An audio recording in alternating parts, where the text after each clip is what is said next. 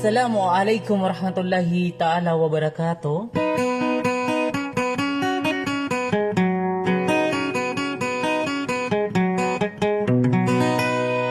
Nadikos ka no kunden pamana ipito ana alangan abang sa akan na pagkakinig sa ginginin a video kaya nang buloy na kan apituar ka no nagupada da tanagi ang kotwa ka kakinaganyo ko ninang asang ko ana suara akan na makapunggula lang ko na isa iroy nagagaw na pananadum.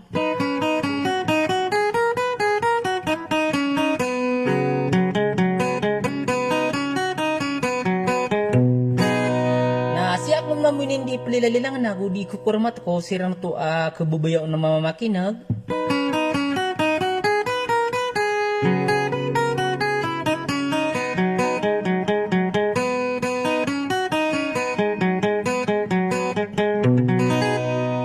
Nakataya kon mambuna, banyo ko na naman munin tatangka isa sudi ka, ala naman na so kung munin so kad ng tanorabul alamin ida, kalambo isa tila naguda pawing yan.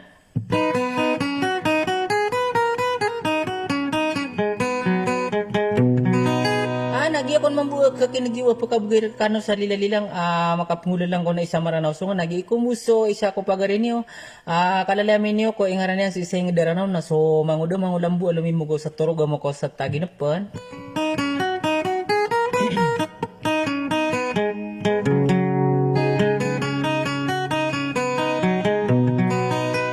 Nakataya kon mambu na buni kun tetangga isa sudika sumangudo mangulambu na tatapon so karibata sa wasalam.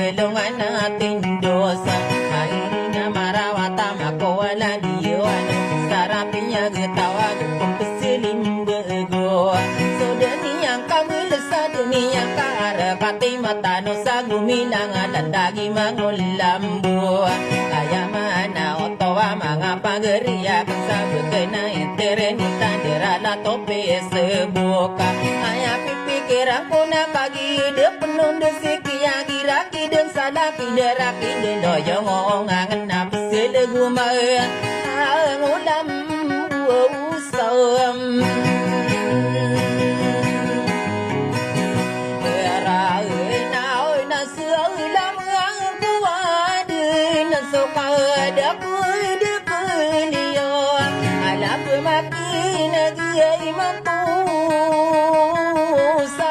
penganin ko wow to na so maay na wasailam mana kalilintan kapipiyag ginawa mga pagariya ko aw na buniyo mambang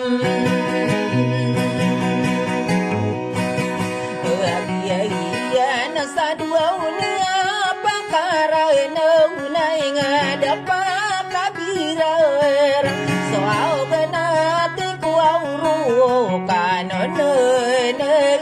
kan na pamana sadena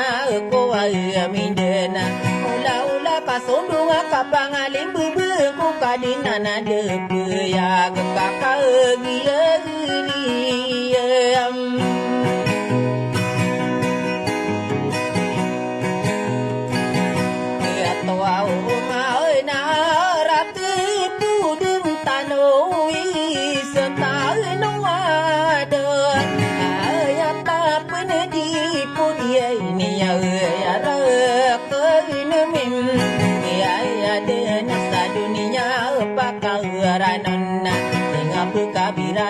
pakai negeni yomana saya mau nami dera ropa opa nabi ya ko awan lo bismillah goso wisata ada kaya agi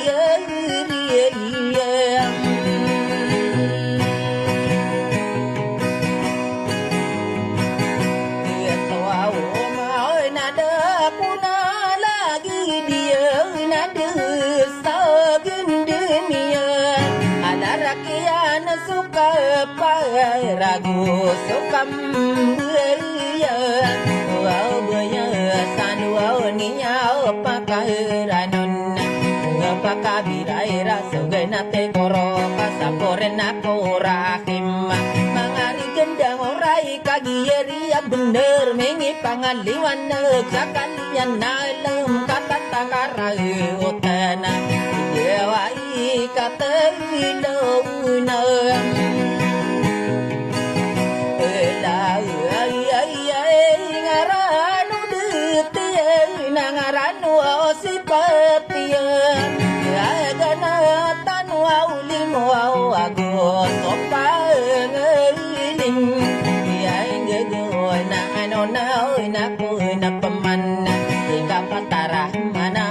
Pageriya kena pageriya to manami pentau kokor sena nya kilalaw tongana ya male mona pakai negeni umeli na dunia sonora mawalan na mau kamadido ya ini de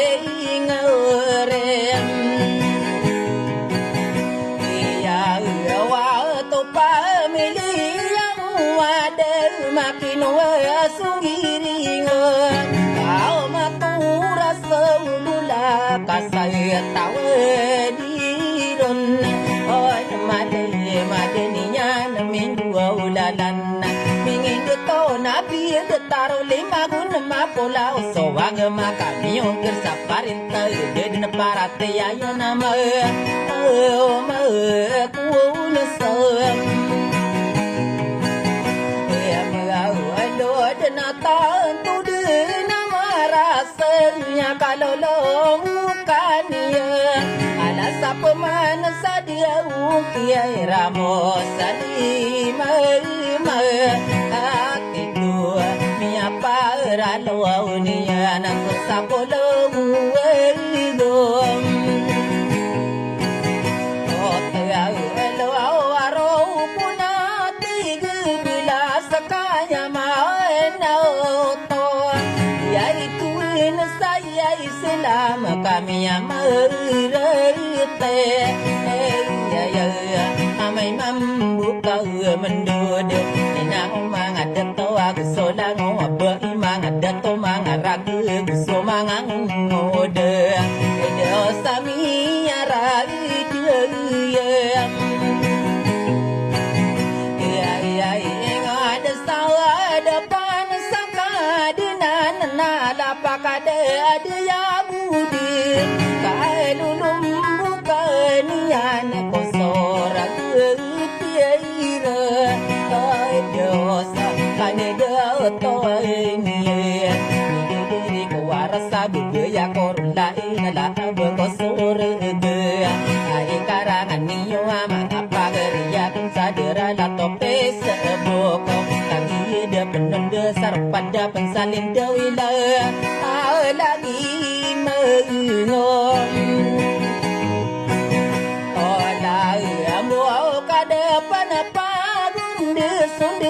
sisi ai gayu la lagu ko anya marina niya na la ngwa pu ma akino guna tega ko pemana Bakano dia yuna di kodempano budeni pana dia kowe ngada Opa nabiya kakak dia ria bunara kagia saing manto Da pernah katawa kuwa madu hitam buru deno mango demango lambo sale ketakon ibe de belo de salok kende tamak kapito miliki nadim Dia itu desokam Saya nak kau giu ketawang kau mata gebuah ulila lila ada buah liwa mengapa gere ya kena sada rala topi sebuah kenapa kini gini mana kamalu Nakapapena lama te Kando ka naman ako na Napiyak ka tuwa uma Tayo dia ko pa ikaw be Dia pa kayo uram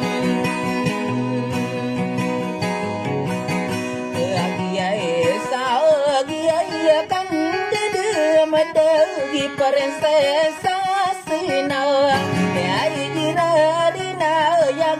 na bơi la kim ya na ya te ni dia ra ta ka dia ya to o ma na dia nam bisu bơi ada ko pa kau be ala sadin sala la bien sarwa bu le de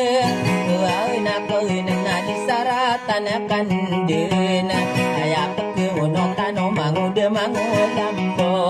eno kagi mi deru de sana pemana presiden ni sagro ko aminena tegira tanto bituna kian dia dumaye matanya salilang amasa beramang de sekreto kakak agi pagem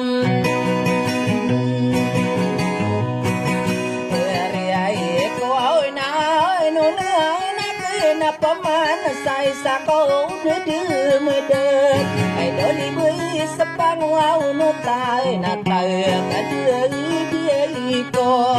qua cửa rau aku sopa geri ya ke na lagi du bem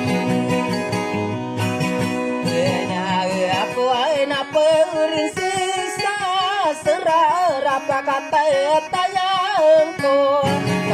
dia berbuaya kenapa miriam kuasa degena sogena teko auro tekuro na begentang apa nabi aku pergi dia keirana sokan di dem dego sako di kokerawa sekase monera agona kakak dia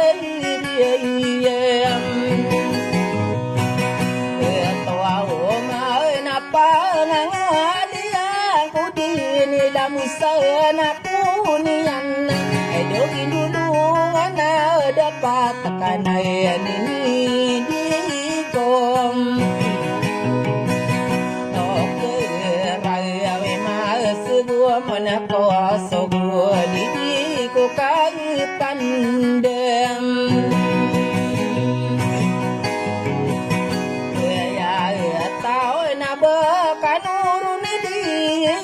Sabak dia narara kuma ada liwa mai ngapa neiman sadar na tapi seboka kagi iri atau mana minta gerang aku amadakal kan ini nama hidu dakan besi sabir balalaya sana kemidai kada keleo kagi sai mantau naido ibu pengan yang tangai sarunai nulala kuau na ya pikiran ko pakin gani mana kabakan dia nera aku mai kada dak leyo bakanong bida korbo ladana kana tanang ko dinay dula kada kadak leyo ay dewa rupa mam ay inaga ko mangulang buaw na isap na kadua alay no mapagkinig ko no siya idilita ay nang aporagan na di pawaragan nang ubansaniya na inaumangarna natarpo din niya na makabulog galinang mga dako, mga bayi, mga ragad, so mga nguda, dewa dia ikayam. Oh iya nakabadi na pemabuman, eropau bentugia. Au karatia ya kanu sabakan dia negim. Ya rawa samia sao kaya gerara. Mangandeng miyangan nadara daman nadara deta jatuh dikena detau na begitu kena boy na buat tau saraga sana kan sama juga satuan saubelo ada nalilangi yen depan nalilangi yen padaya kan lolo tetanang kan pagere mangoda mangolang buka be tau kan undi dem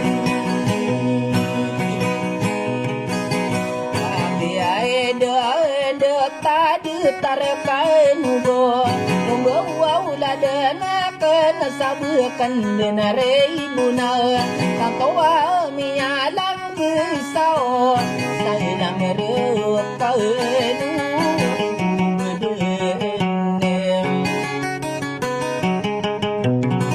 baktu yo